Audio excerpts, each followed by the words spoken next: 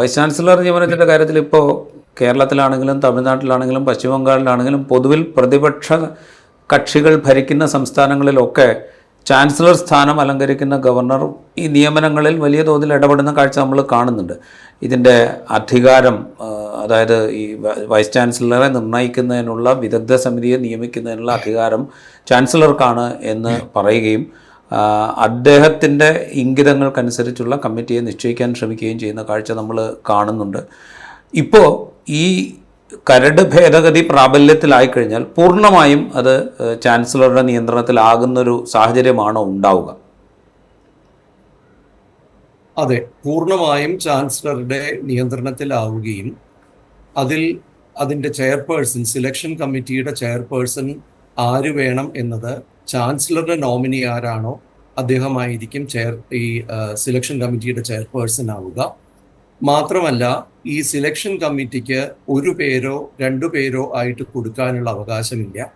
3 തൊട്ട് 5 പേരുകൾ കൊടുക്കണമെന്നും അന്തിമമായ തീരുമാനമെടുക്കാൻ പൂർണ്ണമായ അധികാരം ചാൻസലർക്ക് വിട്ടുകൊടുക്കുകയാണ് ചെയ്യുന്നത്. ചാൻസലറാണ് ഈ കമ്മിറ്റി കൺസ്റ്റിറ്റ്യൂട്ട് ചെയ്യുന്നത്. ചാൻസലറാണ് അവരിൽ നിന്ന് നിർദ്ദേശങ്ങൾ സ്വീകരിക്കുന്നത്. ചാൻസലറാണ് അവസാനത്തെ അന്തിമമായ തീരുമാനം കൈക്കൊള്ളുകയും ചെയ്യുന്നത്. എന്ന് പറഞ്ഞാൽ വൈസ് ചാൻസലർ നിയമനം പൂർണ്ണമായും കേന്ദ്ര സർക്കാരിന്റെ പ്രതിനിധിയായ ഗവർണർ, അദ്ദേഹം by virtue of being the governor chancellor ആവുകയാണ് സ്റ്റേറ്റ് യൂണിവേഴ്സിറ്റികളിൽ ഉണ്ടാകുന്നത്. അദ്ദേഹത്തിന്റെ നിയന്ത്രണാധികാരത്തിൽ അല്ലെങ്കിൽ കേന്ദ്ര സർക്കാരിന്റെ നിയന്ത്രണാധികാരത്തിൽ വരുന്നു. ഇതിൽ 1-2 കാര്യങ്ങൾ കൂടി സൂചിപ്പിക്കേണ്ടതുണ്ട്. ഒന്നാമത്തെ കാര്യം, ഞാൻ മുൻപ് പല ഘട്ടങ്ങളിൽ പറഞ്ഞിട്ടുള്ള കാര്യമാണ്. ചാൻസലർ എന്ന് പറയുന്നത് ഒരു അക്കാഡമീഷ്യൻ അല്ല. ഗവർണർ എന്ന് പറയുന്ന സ്ഥാനത്ത് ഇരിക്കുന്ന ആൾക്ക് ഭരണഘടന പ്രകാരം യാതൊരു ബിരുദമോ ക്വാളിഫിക്കേഷൻസിനോ ആവശ്യമുള്ള ഒരാളല്ല. ആയതിനർത്ഥം അക്കാഡമിക് മേഖലയെക്കുറിച്ച് യാതൊരു ധാരണയും ഇല്ലാത്ത ഒരാൾ, അല്ലെങ്കിൽ വളരെ അപകടകരമായ ധാരണകളുള്ള ഒരാൾ അന്തിമമായ തീരുമാനം കൈക്കൊള്ളുന്ന ഒരവസ്ഥയിലേക്ക് ഇതെത്തും. സർവകലാശാലകളുടെ സ്വയം നിയന്ത്രണാവകാശം അല്ലെങ്കിൽ അധികാരം എന്നത് പൂർണ്ണമായി നഷ്ടപ്പെടും.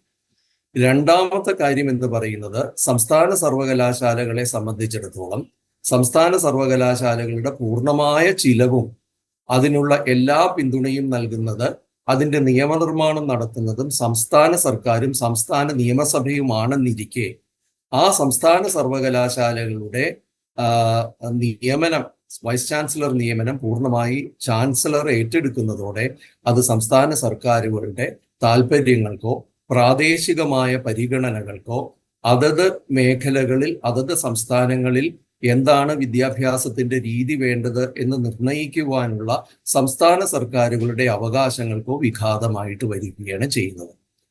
മൂന്നാമത്തെ ഒരു കാര്യം എന്നത് അത് ഇതിൽ വളരെ പ്രധാനമാണ്. ആരെയാണ് വൈസ് ചാൻസലറായിട്ട് നിയമിക്കാൻ കഴിയുക എന്നതിൽ വലിയ മാറ്റങ്ങളാണ് ഇക്കുറി ഈ ഡ്രാഫ്റ്റ് റെഗുലേഷൻസിൽ കൊണ്ടുവന്നിരിക്കുന്നത്. ആ മാറ്റിയിരിക്കുന്ന കാര്യങ്ങൾ ശ്രദ്ധിക്കുകയാണെങ്കിൽ, മുൻപ് 10 വർഷം പ്രൊഫസർ പരിചയമുള്ള, അത് ഏതെങ്കിലും ഉന്നത വിദ്യാഭ്യാസ സ്ഥാപനത്തിലോ ഗവേഷണ സ്ഥാപനത്തിലോ പരിചയമുള്ള ഒരാളെയാണ് വൈസ് ചാൻസലറായിട്ട് നിയമിക്കേണ്ടത് എന്നുണ്ടെങ്കിൽ, ഇപ്പോൾ ആ ഭാഗം ഒന്ന് വായിച്ചു കേൾക്കുകയാണെങ്കിൽ വളരെ വ്യക്തമാവും. ഇപ്പോൾ അത്തരം professor in an higher education institute at a senior level in reputed research or academic administrative organizations, or at a senior level in industry, public administration, public policy, and or public sector undertakings with a proven track record of significant academic or scholarly contributions shall be eligible to be appointed as vice chancellor. ഇത് വളരെ ഗുരുതരമായ കാര്യം. കാരണം ഇതിനർത്ഥം ഏതെങ്കിലും IAS ഉദ്യോഗസ്ഥനെ, അത് public sector അണ്ടർടേക്കിങ്ങിലായിരിക്കാം, അദ്ദേഹം ഒരു പുസ്തകം പ്രസിദ്ധീകരിച്ചിട്ടുണ്ടാവാം, അല്ലെങ്കിൽ ഒരു PhD എടുത്തിട്ടുണ്ടാവാം, അല്ല എന്നുണ്ടെങ്കിൽ ഏതെങ്കിലും ഗവേഷണ സംബന്ധിയായിട്ടുള്ള എന്തെങ്കിലും പ്രവൃത്തി ചെയ്തിട്ടുണ്ടാവാം, അല്ല എന്നുണ്ടെങ്കിൽ ഉന്നത വിദ്യാഭ്യാസവുമായി ബന്ധപ്പെട്ട് UGC, CSR മുതലായ ഓർഗനൈസേഷൻസിൽ വർക്ക് ചെയ്യുന്ന ഒരു ഓഫീസർ ആയിരിക്കാം.